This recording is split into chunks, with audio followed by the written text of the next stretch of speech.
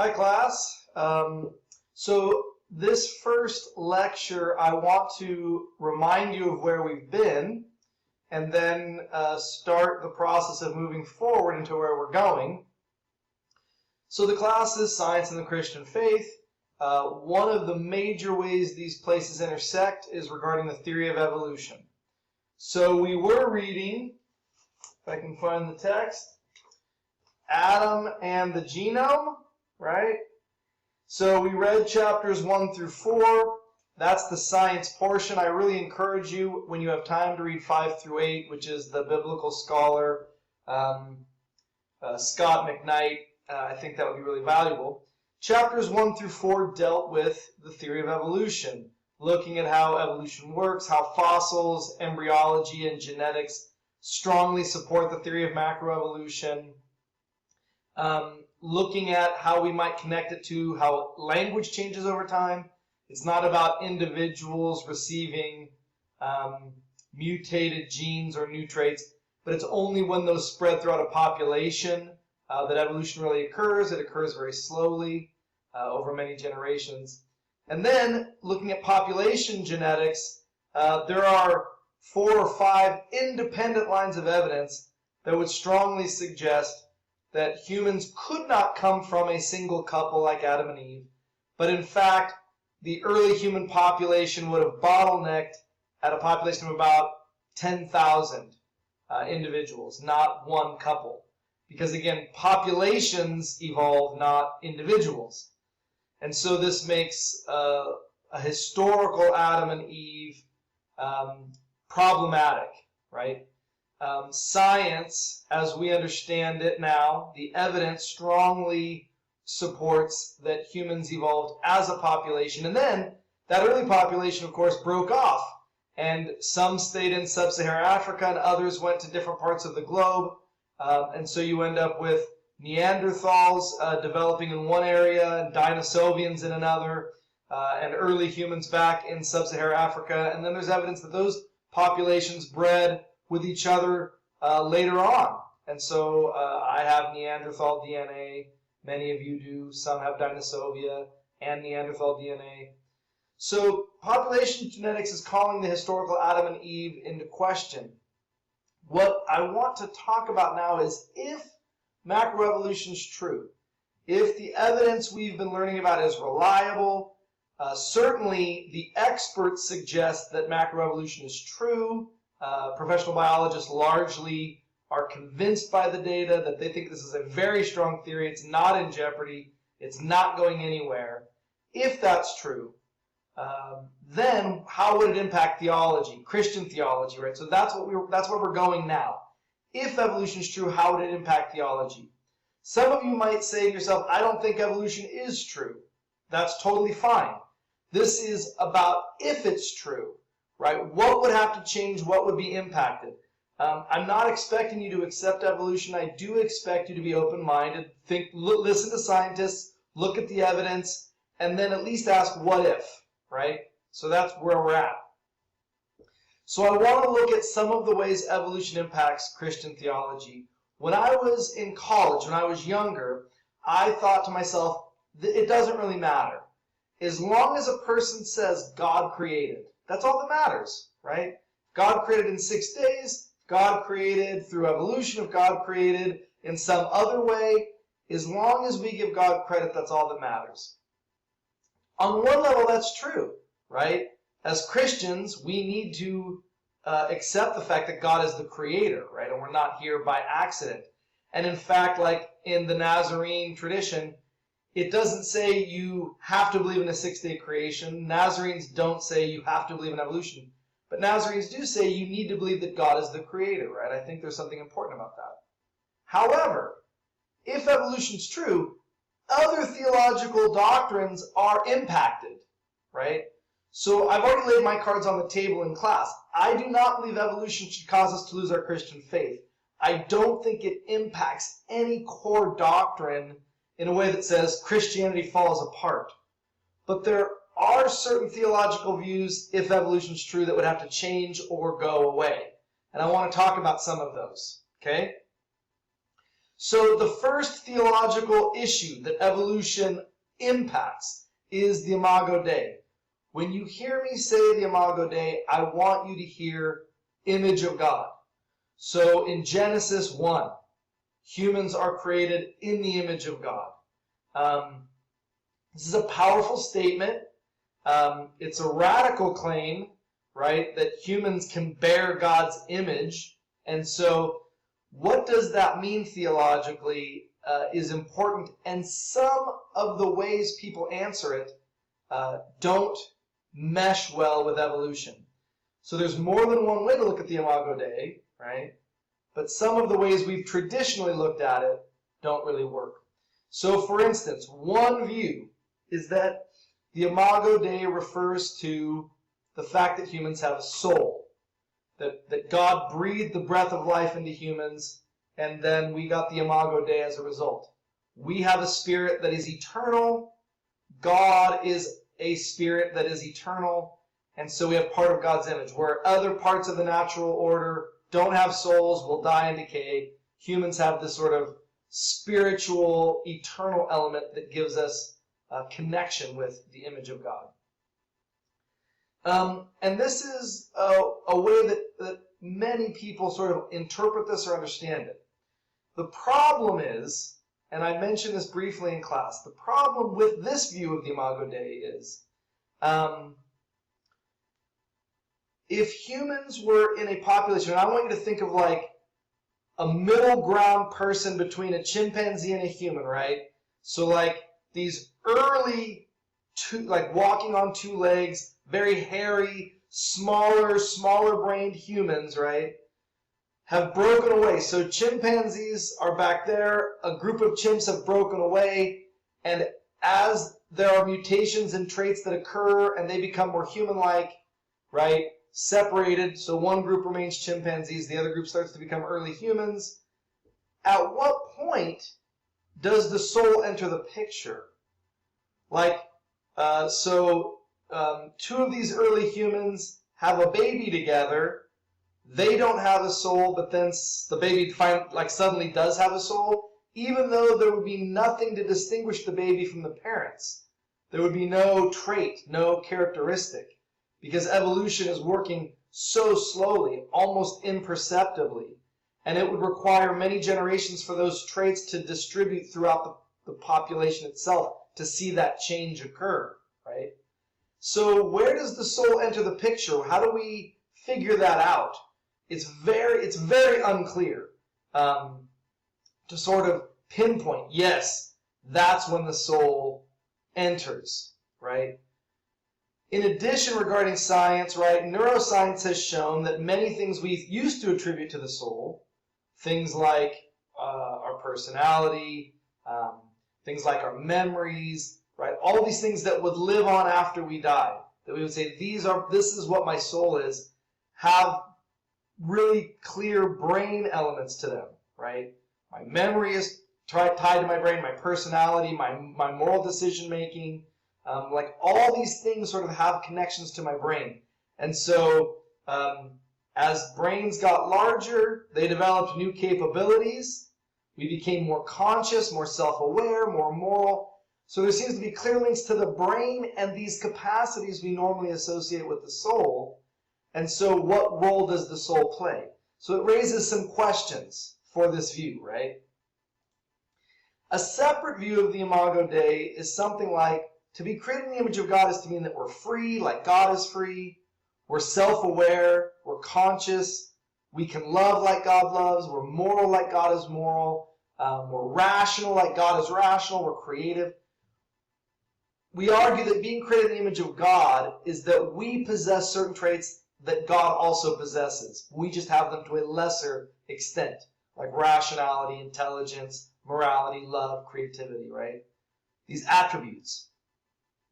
So that's another way to think about the Imago Dei. But a problem arises in that we see these elements in non-human animals, just to a lesser degree, right?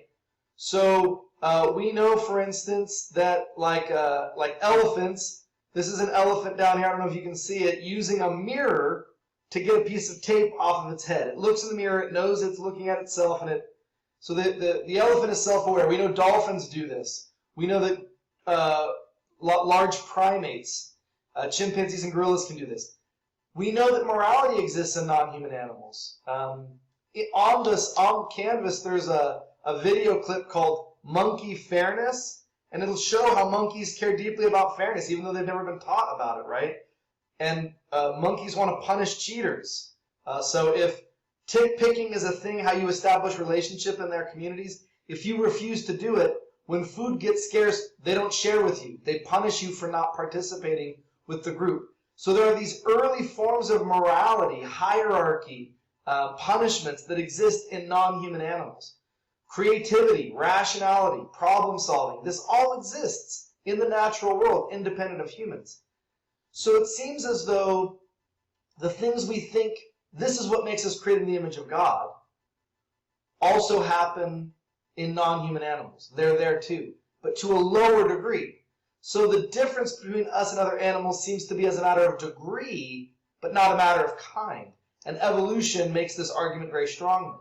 If God creates humans separate, we are totally separate, different from all the other animals, then we would have these traits that we would see nowhere else. And we could say that's the imago Dei, these traits that God gave humans that God gave nothing else. But evolution says, no, we're connected in a very slow chain with the rest of biological life. So what we have in these attributes is different from animals only as a matter of degree, not as a matter of kind. So this view of the imago Dei doesn't really work well with evolution. So we'll be talking about this in the coming sessions. How might we conceive of the imago Dei that is compatible with evolution? What theological views of the image of God would really work well with evolution, right? And so that will be things that we talk about as we continue to go. A second theological implication or impact that evolution might have is on original sin. So if you read Genesis 1 through 3, Adam and Eve are created in paradise. There is no death. There is no decay. There is no sinful nature, right? They exist in paradise, the Garden of Eden. They listen to the serpent. They eat from the tree of the knowledge of good and evil that God has said not to eat from. They disobey God. They commit the first sin. They fall from paradise. They're removed from the garden. And theologians, this does not come from the book of Genesis. Paul talks a little bit about this in the New Testament. Because of their sin now, humans inherit a sinful nature. We inherit original sin, and that's why we have these desires to do what is not good, what is not right, what is selfish, what is lustful, what is wicked. So the sinful nature is attributed to Adam and Eve, right? The Augustinian view. So Augustine is a famous theologian, right, in the 4th century, very important figure. He crafted a view of original sin, and many people still hold to it today. And that view of original sin is, if you think of it, we were created in paradise. There was a moment at which we fell when Adam and Eve ate the fruit. We now exist down below that, right? We exist down here. So here's, sorry, I'm going to try to get in the camera. Here's paradise where we created. We now exist down here because of the fall. And then when we die, we will go back to heaven where perfection, no sin, no sinful nature. So it's sort of like you've got creation, perfect, fall. We exist down here now. When we die, we'll go back up, right? Augustine's view helps explain, why is there death? Why is there disease? Why is there the coronavirus? Why do tornadoes or hurricanes occur? Well, we live in a fallen world. It's broken. It was broken by Adam and Eve's sin, and we've inherited that. And so this is a view that does not mesh with evolution. The narrative I just laid out, Adam and Eve were created in paradise, no death, no sin, no decay, no sinful nature. They commit the first sin, and then as a result, we now have all of the calamity in the world that we see. that narrative cannot work if evolution is true, right? If there's not a historical fall, if we did not come from original couple, if population genetics is to be believed, and I think it is trustworthy, then we emerged after hundreds of millions of years of biological evolution, and there has been death long before there were humans and decay. There are animals that are violent towards one another, both in-group violence when resources get scarce, but violence toward out-group members. There are predators and there are prey long before there's human sin, right? There is competition and extinction long before there's human sin. So death is a part of the created world if evolution is true. We've got fossils showing animals have died well before there were any human fossils to be found, right? Many years before. So that makes it difficult to square now, right?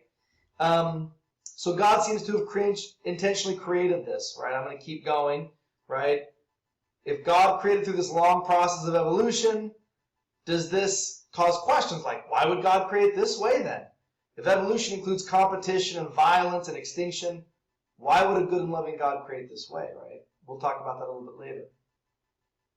In addition, humans would emerge. Early humans would emerge in a context where we would have a set of instincts that would be based on survival, that would be selfish, that would be lustful, right? I would inherit a set of animal instincts, much more animalistic even than mine for early humans, right? That would cause my behavior to not be grace-filled, Christ-like, or loving. I would have lots of impulses to do things that would be the opposite of what Christ calls us to. So we are not neutral as humans, right? We are not necessarily good or benevolent as humans, but in fact, we would be really tied to, evolution argues we are really tied to our animal past.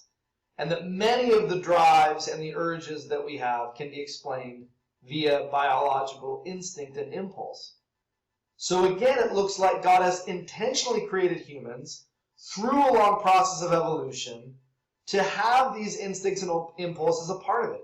We can't blame Adam and Eve for our sinful nature. It's part of God's original design for how he was going to bring creation about. Well, this is a totally different narrative than Augustine's narrative, than the one that many Christians, myself included, learned, right, in Sunday school. So this creates a real problem for original sin. Why do we have it? Why would God create this way? And so I want you to think about this, right? Is it okay for humanity's sinful nature to be part of God's intentional creation or intentional design? That at no point would we have been neutral like Adam and Eve were claimed to be, so that we could choose sin and have the whole creation fall, but that we would have entered a fallen creation, a violent world, a world of survival and limited resources, where we would have impulses to prefer our in-group and to be lustful and be violent. Are we okay with a God creating that way? Because if evolution is true, then something like that, some narrative like that seems to be the case. So that's something we're going to have to wrestle with, and we'll keep talking about in the coming days. Again, I think there are theological solutions to these problems. I think there are ways to wrestle with these things theologically. But it's going to require some wrestling, right?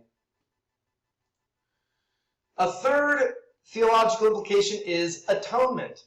So I'm going to read what's on the screen here for you. At any point, you can go back and look at these slides, since I'm not reading them, but you can always go back. Many Christians believe that the crucifixion of Jesus restores humanity's relationship with God. Sin created a divide between God and creation. Jesus' death was necessary. It was a necessary sacrifice to bridge the gap that sin had created. However, if evolution is true and that humans cannot come from an original couple, but we come from an entire population, then we have to sort of deny a historical fall attributed to Adam and Eve. However, if denying the fall calls into question the doctrine of original sin, then it also calls into the question, for some at least, the role of the cross, right? Why does Jesus have to die to cover over sin if, in fact, there was no original sin by Adam and Eve? What is Jesus dying for if not to make up for the sin that Adam and Eve created, right? So this requires us to think. This particular view of atonement is harmed if evolution is true. There are more than one view of atonement, right? In fact, the early church never took an orthodox position on the atonement because there's more than one way to view it. The atoning role that the cross and the resurrection play. However, a very popular view is that Jesus goes to the cross to essentially bridge the gap that was created by Adam and Eve. And so this is a trouble, right? The argument goes something like this. Premise 1. So I have the premises listed as P here, right? Premise 1, the wages of sin is death, Romans 3. Premise 2, death came into the world through one man, Adam, and one woman, Eve, 1 Corinthians 15. Premise 3, redemption comes through one man, Jesus, 1 Corinthians 15. Now, you can also look at Romans 5 to get a similar argument from Paul. So I have 1 Corinthians here, but you could look at Romans 5. Conclusion. Death did not exist before the fall. It does because of sin, Adam and Eve, and death is overcome in the person of Jesus. However, if death existed prior to Adam's sin, then humankind is not at fault for the fallen nature of the world. God intentionally created the world this way. And so, for some, Jesus' mission on the cross is rendered invalid. Said differently, if Jesus doesn't die in order to overcome original sin, why does Jesus die? That's a question to think about. Why does Jesus die? What purpose? What is Jesus, the second Adam, attempting to redeem on the cross, if not the sin of the first Adam? That's something to think about. How might theologians answer these questions in light of evolution? How might we engage these difficult issues, right? God creates the world in such a way that death's apart, sin is apart, animal-like instincts are apart. Could Jesus come as a way of redeeming some of that intentional creation? Is there a way to think about that in constructive theological ways? We'll be talking about all of these issues moving forward. The last thing I want to mention as a theological implication of evolution is the problem of evil. The problem of evil goes something like this. If God is all good, totally benevolent, loving, just, holy, and God is all powerful, God can do anything God wants, He's not limited the way we are limited, then why is there so much evil in the world? Why so much unnecessary pain, suffering, death? And I don't mean the redemptive kind. I mean like the grotesque, gratuitous, unnecessary kind of evil. Why does that exist in the world if God is loving and God is powerful? God could stop it. God could change it. God could manipulate it. Right? Why does it exist? Normally, when we talk about the problem of evil, we say, well, evil exists in the world because Adam and Eve. That's why the natural world has fallen and there's death and disease and decay. That's why the coronavirus exists. Adam and Eve were the starter of that. We have a sinful nature because of Adam and Eve. If I have a sinful nature because of Adam and Eve and I'm free, well, if you give me free will and you give me a sinful nature, I'm probably going to sin and create evil in the world. So we usually respond to the problem of evil by pointing to a historical couple. But again, if evolution is true, then we can't blame evil on the original couple, and it seems as though maybe it's part of God's intentional design, right? Why do humans die? Why was there death before humanity? Why did God create the world such that there would be death? Why are there earthquakes, tsunamis, coronavirus? Did God intentionally create the world with a fallen nature as a part of it? If the state of the world doesn't depict a fall from paradise, but rather the state of the world we live in right now reveals the intentional creation of God, then questions arise regarding God's character. Is God really good? Is God really loving? Is God really holy and just? And so, the problem of evil exists regardless of evolution, but evolution makes the problem a lot worse. a lot more in your face. Because now we have animals that go extinct, violence in the natural world beyond just human violence. We do have all of these natural disasters and things that are problematic. We can't blame it on Adam and Eve in the fall from paradise. It seems like we're trapped looking at God and saying, why, God? So we'll be talking about this issue as well. To said differently, looking at the history of evolution doesn't make the problem of evil any easier. For billions of years, organisms have been in a perpetual battle for survival. One that Alfred Lord Tennyson calls red in tooth and claw. Nature is red in tooth and claw. The vast majority of these organisms are now extinct. Why would a loving God choose to create through an evolutionary process that requires so much pain and death? I want you to really think about these issues. I want you to wrestle with them, and then we're going to be talking about them, and we're going to be reading about them to give us some handrails. How can we do Christian theology in the midst of evolution? If you have any questions, put them on the discussion board. I would love to hear what you have to say, and we'll keep the discussion going. I appreciate you remaining open-minded and wrestling with some of these big issues. Again, I want to reiterate, I don't think these are things to lose our faith over, but we might have to flex our faith. So, have a great day.